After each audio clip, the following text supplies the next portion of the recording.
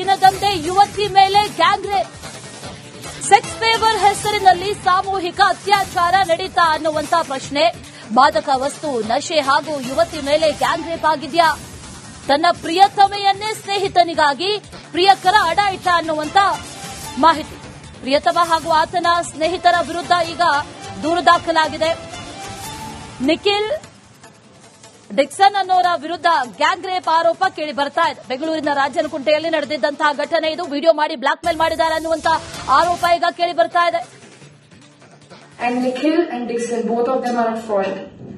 I'm standing up because I think I need justice and I think I deserve justice because I'm not the only girl who they have done this to. First of all, Dixon made me fall in love with him. He trapped me. He called me every day, texted me every day, and I have the whole call history with me. He made me love him, made me go to that villa, and both of them did things to me.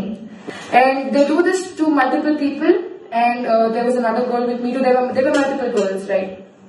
Nobody's ready to stand up, so I'm going to do it today. So first of all, they give girls pills, they mix it in the water, they forcefully give it in the mouth, and I don't exactly know what pill that is. It's something pink color, and I felt really dizzy. ಇದೇ ವಿಚಾರಕ್ಕೆ ಸಂಬಂಧಪಟ್ಟಂತೆ details ಅನ್ನ ಕೊಡ್ತಾರೆ ನಮ್ಮ ಪ್ರತಿನಿಧಿ ಅಭಿಷೇಕ್. ನೇರ ಸಂಪರ್ಕದಲ್ಲಿ join ಆಗ್ತಾ ಇದ್ದಾರೆ. ಅಭಿಷೇಕ್, ಫೆಬ್ರವರಿ 14ರಂದು ನಡೆದಿರುವಂತಹ ಘಟನೆ ಲೇಟ್ ಆಗಿ ಗೊತ್ತಾಗಿದೆ, ಆದರೆ ಅಸಲಿಗೆ ಆಗಿದ್ದೇನು ಅನ್ನುವಂಥದ್ದೇ ಒಂದು ರೀತಿಯಲ್ಲಿ ಗೊಂದಲ. ಏನಾಯ್ತು ಅಸಲಿಗೆ? ಪೊಲೀಸರೇನು ಹೇಳ್ತಾರೆ ಈ ಪ್ರಕರಣಕ್ಕೆ ಸಂಬಂಧಪಟ್ಟಂತೆ?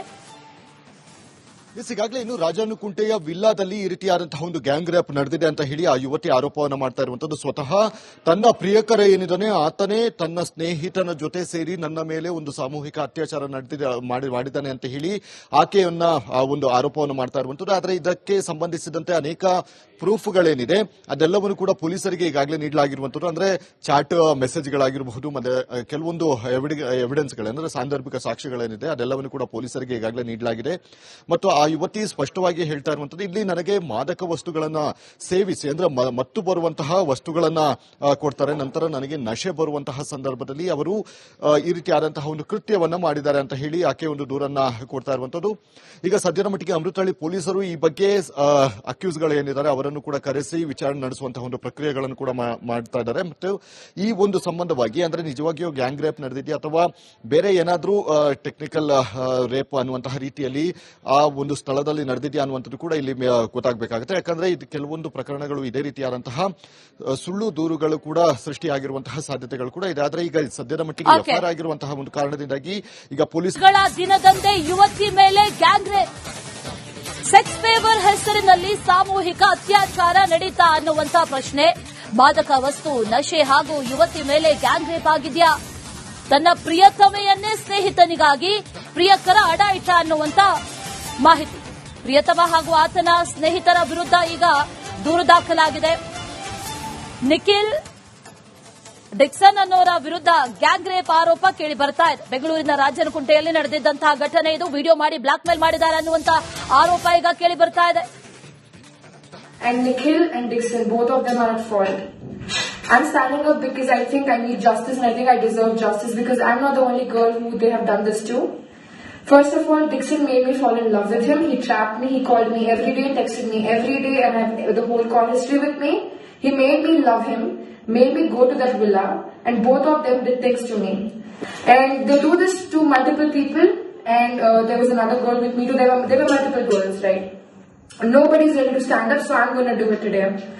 So first of all, they give girls pills, they mix it in the water, they forcefully give it in the mouth, and I don't exactly know what pill that is. It's something pink color, and I felt really dizzy.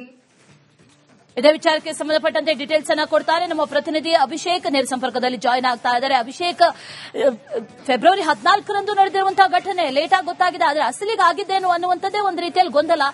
ಏನಾಯ್ತು ಅಸಲಿಗೆ? ಪೊಲೀಸರೇನು ಹೇಳ್ತಾರೆ ಈ ಪ್ರಕರಣಕ್ಕೆ ಸಂಬಂಧಪಟ್ಟಂತೆ? ಈಗಾಗಲೇ ಇನ್ನು ರಾಜನಕುಂಟೆಯ ವಿಲ್ಲಾದಲ್ಲಿ ಈ ರೀತಿಯಾದಂತಹ ಒಂದು ಗ್ಯಾಂಗ್ ರೇಪ್ ನಡೆದಿದೆ ಅಂತ ಹೇಳಿ ಆ ಯುವತಿ ಆರೋಪವನ್ನು ಮಾಡ್ತಾ ಇರುವಂತದ್ದು. ಸ್ವತಃ ತನ್ನ ಪ್ರಿಯಕರ ಏನಿದ್ದಾನೆ ಆತನೇ ತನ್ನ ಸ್ನೇಹಿತನ ಜೊತೆ ಸೇರಿ ನನ್ನ ಮೇಲೆ ಒಂದು ಸಾಮೂಹಿಕ ಅತ್ಯಾಚಾರ ಮಾಡಿದ್ದಾನೆ ಅಂತ ಹೇಳಿ ಆಕೆಯನ್ನ ಒಂದು ಆರೋಪವನ್ನು ಮಾಡ್ತಾ ಇರುವಂತದ್ದು. ಆದರೆ ಇದಕ್ಕೆ ಸಂಬಂಧಿಸಿದಂತೆ ಅನೇಕ ಪ್ರೂಫ್ಗಳೇನಿದೆ ಅದೆಲ್ಲವನ್ನು ಕೂಡ ಪೊಲೀಸರಿಗೆ ಈಗಾಗಲೇ ನೀಡಲಾಗಿರುವಂತದ್ದು. ಅಂದ್ರೆ ಚಾಟ್ ಮೆಸೇಜ್ಗಳಾಗಿರಬಹುದು, ಮತ್ತೆ ಕೆಲವೊಂದು ಎವಿಡೆನ್ಸ್ಗಳು ಅಂದ್ರೆ ಸಾಂದರ್ಭಿಕ ಸಾಕ್ಷ್ಯಗಳೇನಿದೆ ಅದೆಲ್ಲವನ್ನು ಕೂಡ ಪೊಲೀಸರಿಗೆ ಈಗಾಗಲೇ ನೀಡಲಾಗಿದೆ. ಮತ್ತು ಆ ಯುವತಿ ಸ್ಪಷ್ಟವಾಗಿ ಹೇಳ್ತಾ ಇರುವಂತದ್ದು, ಇಲ್ಲಿ ನನಗೆ ಮಾದಕ ವಸ್ತುಗಳನ್ನ ಸೇವಿಸಿ ಅಂದ್ರೆ ಮತ್ತು ಬರುವಂತಹ ವಸ್ತುಗಳನ್ನ ಕೊಡ್ತಾರೆ, ನಂತರ ನನಗೆ ನಶೆ ಬರುವಂತಹ ಸಂದರ್ಭದಲ್ಲಿ ಅವರು ಈ ರೀತಿಯಾದಂತಹ ಒಂದು ಕೃತ್ಯವನ್ನ ಮಾಡಿದ್ದಾರೆ ಅಂತ ಹೇಳಿ ಆಕೆ ಒಂದು ದೂರನ್ನ ಕೊಡ್ತಾ ಇರುವಂತದ್ದು. ಈಗ ಸದ್ಯದ ಮಟ್ಟಿಗೆ ಅಮೃತಹಳ್ಳಿ ಪೊಲೀಸರು ಈ ಬಗ್ಗೆ ಅಕ್ಯೂಸ್ಗಳು ಏನಿದ್ದಾರೆ ಅವರನ್ನು ಕೂಡ ಕರೆಸಿ ವಿಚಾರಣೆ ನಡೆಸುವಂತಹ ಒಂದು ಪ್ರಕ್ರಿಯೆಗಳನ್ನು ಕೂಡ ಮಾಡ್ತಾ ಇದ್ದಾರೆ. ಮತ್ತು ಈ ಒಂದು ಸಂಬಂಧವಾಗಿ ಅಂದ್ರೆ ನಿಜವಾಗಿಯೂ ಗ್ಯಾಂಗ್ ರೇಪ್ ನಡೆದಿದೆಯಾ ಅಥವಾ ಬೇರೆ ಏನಾದ್ರೂ ಟೆಕ್ನಿಕಲ್ ರೇಪ್ ಅನ್ನುವಂತಹ ರೀತಿಯಲ್ಲಿ ಆ ಒಂದು ಸ್ಥಳದಲ್ಲಿ ನಡೆದಿದೆಯಾ ಅನ್ನುವಂಥದ್ದು ಕೂಡ ಇಲ್ಲಿ ಗೊತ್ತಾಗಬೇಕಾಗುತ್ತೆ. ಯಾಕಂದ್ರೆ ಇದು ಕೆಲವೊಂದು ಪ್ರಕರಣಗಳು ಇದೇ ರೀತಿಯಾದಂತಹ ಸುಳ್ಳು ದೂರುಗಳು ಕೂಡ ಸೃಷ್ಟಿಯಾಗಿರುವಂತಹ ಸಾಧ್ಯತೆಗಳು ಕೂಡ ಇದೆ. ಆದ್ರೆ ಈಗ ಸದ್ಯದ ಮಟ್ಟಿಗೆ ಎಫ್ಐಆರ್ ಆಗಿರುವಂತಹ ಒಂದು ಕಾರಣದಿಂದಾಗಿ ಈಗ ಪೊಲೀಸ್ಗಳ ದಿನದಂದೇ ಯುವತಿ ಮೇಲೆ ಗ್ಯಾಂಗ್ ರೇಪ್, ಸೆಕ್ಸ್ ಫೇವರ್ ಹೆಸರಿನಲ್ಲಿ ಸಾಮೂಹಿಕ ಅತ್ಯಾಚಾರ ನಡೀತಾ ಅನ್ನುವಂತ ಪ್ರಶ್ನೆ. ಮಾದಕ ವಸ್ತು ನಶೆ ಹಾಗೂ ಯುವತಿ ಮೇಲೆ ಗ್ಯಾಂಗ್ ರೇಪ್ ಆಗಿದೆಯಾ? ತನ್ನ ಪ್ರಿಯತಮೆಯನ್ನೇ ಸ್ನೇಹಿತನಿಗಾಗಿ ಪ್ರಿಯಕರ ಅಡ ಇಟ್ಟ ಅನ್ನುವಂತ ಮಾಹಿತಿ. ಪ್ರಿಯತಮ ಹಾಗೂ ಆತನ ಸ್ನೇಹಿತರ ವಿರುದ್ಧ ಈಗ ದೂರು ದಾಖಲಾಗಿದೆ. ನಿಖಿಲ್ ಡಿಕ್ಸನ್ ಅನ್ನೋರ ವಿರುದ್ಧ ಗ್ಯಾಂಗ್ ರೇಪ್ ಆರೋಪ ಕೇಳಿ ಬರ್ತಾ ಇದೆ. ಬೆಂಗಳೂರಿನ ರಾಜನಕುಂಟೆಯಲ್ಲಿ ನಡೆದಿದ್ದಂತಹ ಘಟನೆ ಇದು. ವಿಡಿಯೋ ಮಾಡಿ ಬ್ಲಾಕ್ ಮೇಲ್ ಮಾಡಿದ್ದಾರೆ ಅನ್ನುವಂತ ಆರೋಪ ಈಗ ಕೇಳಿ ಬರ್ತಾ ಇದೆ. And Nikhil and Dixon, both of them are at fault. I'm standing up because I think I need justice and I think I deserve justice because I'm not the only girl who they have done this to. First of all, Dixon made me fall in love with him. He trapped me. He called me every day, texted me every day, and I have the whole call history with me. He made me love him, made me go to that villa, and both of them did things to me. And they do this to multiple people. And there was another girl with me too. There were multiple girls, right? Nobody's ready to stand up, so I'm going to do it today. So first of all, they give girls pills, they mix it in the water, they forcefully give it in the mouth, and I don't exactly know what pill that is. It's something pink color, and I felt really dizzy. ಇದೇ ವಿಚಾರಕ್ಕೆ ಸಂಬಂಧಪಟ್ಟಂತೆ details ಅನ್ನ ಕೊಡ್ತಾರೆ ನಮ್ಮ ಪ್ರತಿನಿಧಿ ಅಭಿಷೇಕ್. ನೇರ ಸಂಪರ್ಕದಲ್ಲಿ join ಆಗ್ತಾ ಇದ್ದಾರೆ. ಅಭಿಷೇಕ್, ಫೆಬ್ರವರಿ 14ರಂದು ನಡೆದಿರುವಂತಹ ಘಟನೆ ಲೇಟ್ ಆಗಿ ಗೊತ್ತಾಗಿದೆ, ಆದರೆ ಅಸಲಿಗೆ ಆಗಿದ್ದೇನು ಅನ್ನುವಂಥದ್ದೇ ಒಂದು ರೀತಿಯಲ್ಲಿ ಗೊಂದಲ. ಏನಾಯ್ತು ಅಸಲಿಗೆ? ಪೊಲೀಸರೇನು ಹೇಳ್ತಾರೆ ಈ ಪ್ರಕರಣಕ್ಕೆ ಸಂಬಂಧಪಟ್ಟಂತೆ? ಈಗಾಗಲೇ ಇನ್ನು ರಾಜನಕುಂಟೆಯ ವಿಲ್ಲಾದಲ್ಲಿ ಈ ರೀತಿಯಾದಂತಹ ಒಂದು ಗ್ಯಾಂಗ್ ರೇಪ್ ನಡೆದಿದೆ ಅಂತ ಹೇಳಿ ಆ ಯುವತಿ ಆರೋಪವನ್ನು ಮಾಡ್ತಾ ಇರುವಂತದ್ದು. ಸ್ವತಃ ತನ್ನ ಪ್ರಿಯಕರ ಏನಿದ್ದಾನೆ ಆತನೇ ತನ್ನ ಸ್ನೇಹಿತನ ಜೊತೆ ಸೇರಿ ನನ್ನ ಮೇಲೆ ಒಂದು ಸಾಮೂಹಿಕ ಅತ್ಯಾಚಾರ ಮಾಡಿದ್ದಾನೆ ಅಂತ ಹೇಳಿ ಆಕೆಯನ್ನ ಒಂದು ಆರೋಪವನ್ನು ಮಾಡ್ತಾ ಇರುವಂತದ್ದು. ಆದರೆ ಇದಕ್ಕೆ ಸಂಬಂಧಿಸಿದಂತೆ ಅನೇಕ ಪ್ರೂಫ್ಗಳೇನಿದೆ ಅದೆಲ್ಲವನ್ನು ಕೂಡ ಪೊಲೀಸರಿಗೆ ಈಗಾಗಲೇ ನೀಡಲಾಗಿರುವಂತದ್ದು. ಅಂದ್ರೆ ಚಾಟ್ ಮೆಸೇಜ್ಗಳಾಗಿರಬಹುದು, ಮತ್ತೆ ಕೆಲವೊಂದು ಎವಿಡೆನ್ಸ್ಗಳು ಅಂದ್ರೆ ಸಾಂದರ್ಭಿಕ ಸಾಕ್ಷ್ಯಗಳೇನಿದೆ ಅದೆಲ್ಲವನ್ನು ಕೂಡ ಪೊಲೀಸರಿಗೆ ಈಗಾಗಲೇ ನೀಡಲಾಗಿದೆ. ಮತ್ತು ಆ ಯುವತಿ ಸ್ಪಷ್ಟವಾಗಿ ಹೇಳ್ತಾ ಇರುವಂತದ್ದು, ಇಲ್ಲಿ ನನಗೆ ಮಾದಕ ವಸ್ತುಗಳನ್ನ ಸೇವಿಸಿ ಅಂದ್ರೆ ಮತ್ತು ಬರುವಂತಹ ವಸ್ತುಗಳನ್ನ ಕೊಡ್ತಾರೆ, ನಂತರ ನನಗೆ ನಶೆ ಬರುವಂತಹ ಸಂದರ್ಭದಲ್ಲಿ ಅವರು ಈ ರೀತಿಯಾದಂತಹ ಒಂದು ಕೃತ್ಯವನ್ನ ಮಾಡಿದ್ದಾರೆ ಅಂತ ಹೇಳಿ ಆಕೆ ಒಂದು ದೂರನ್ನ ಕೊಡ್ತಾ ಇರುವಂತದ್ದು.